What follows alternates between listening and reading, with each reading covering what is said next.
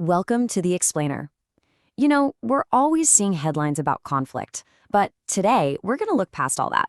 We're going to uncover a story that rarely gets told, the story of the hidden human cost. Yeah, we hear all the time about the military side of things, right? The strategies, the politics. But what about the people?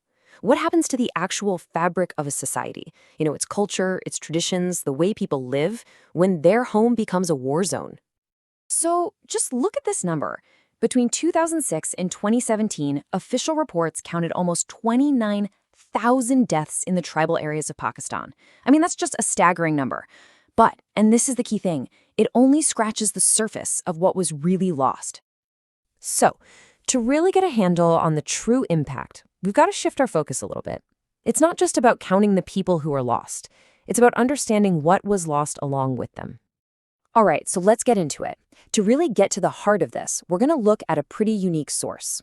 This is one that kind of sidesteps all the official reports and instead goes straight to the people who are actually there, living through it.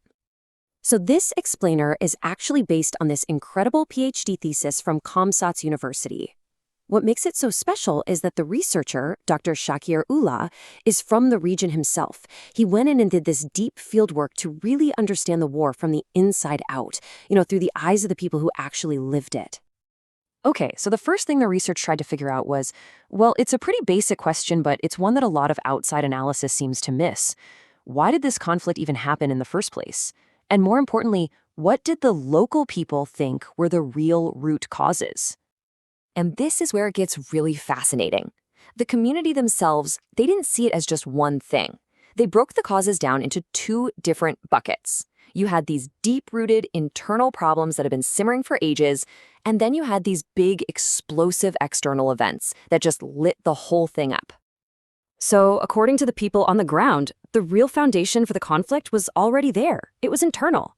We're talking about decades of poverty, people feeling like they had no political say, a justice system that just wasn't working, and this growing feeling that their own culture was just disappearing. All of that created this perfect storm, really, a fertile ground for instability. Now, those big external events, like the invasions in Afghanistan next door, the locals didn't see them as the cause. They were more like an accelerant. It was like pouring gasoline on a fire that was already smoldering. It just turned all those long-standing frustrations into an all-out war. So here's the really crucial takeaway. This conflict, it wasn't just a bunch of battles. It was a systematic takedown of the very things that held Pashtun society together. The institutions that had been the glue for centuries. Let's start with something called the jirga. For generations, this was everything. It was the local justice system, the peace council, basically the backbone of the whole community. It's where you went to solve problems and keep the peace. But then, during the conflict, this really respected institution just got completely corrupted. Militant groups took it over and twisted it. Suddenly, this place of justice became a tool for them to basically extort people and maintain control. And that right there just shattered the community's trust. Okay, next up is the hujra. Now, you might hear guest house, but it was so much more than that. Think of it as the community's nerve center. It was where you got your news, where you had debates, where you socialized. It was the place where the whole community really connected. And because it was so important, the hujra became a prime target for militants and for security forces. So when these places were attacked, it wasn't just about blowing up a building. It was about destroying the community's ability to even get together, to talk, to trust each other. It just forced everyone into isolation. Even the mosque, the Jumat, its role was completely turned upside down. See, traditionally, the local religious leader, the mullah, was respected for sure, but they were sort of secondary to the tribal elders. The elders were the ones who really guided the community. Well, the conflict just flipped that whole power structure on its head. Power was basically snatched from the elders, the community's chosen leaders, and it was put in the hands of militant religious figures. And they started using the mosque for more than just prayer. It became a platform to push their own violent ideology.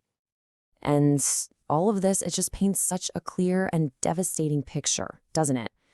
The war wasn't just on people or buildings. It was a war on an entire culture. I mean, militants just started banning things that had been part of life there for centuries. Music and dance, gone. Poetry competitions, which were this huge part of Pashtun culture, silenced. They even changed how people were allowed to celebrate weddings or mourn their dead. It was a systematic erasure of all these traditions that expressed joy and grief. And on top of this cultural assault, you had more than 1 million people forced from their homes. I mean, can you imagine? Families were just uprooted.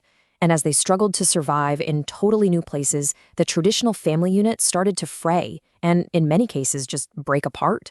And that had this huge, lasting impact, especially on the roles and lives of women.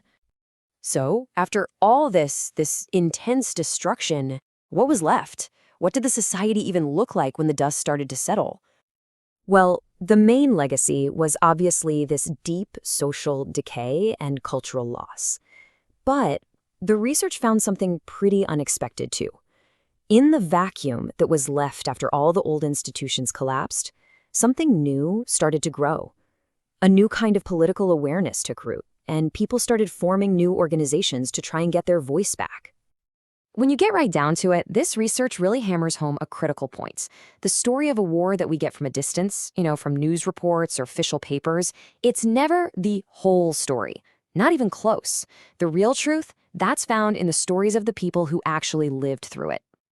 And that really leaves us with one final, and I think really vital question to think about. If we only count the dead, what are we missing? It's not just data points. We miss the entire story. The story of a society's collapse, but also its resilience and all those deep, lasting wounds that a number could never, ever capture.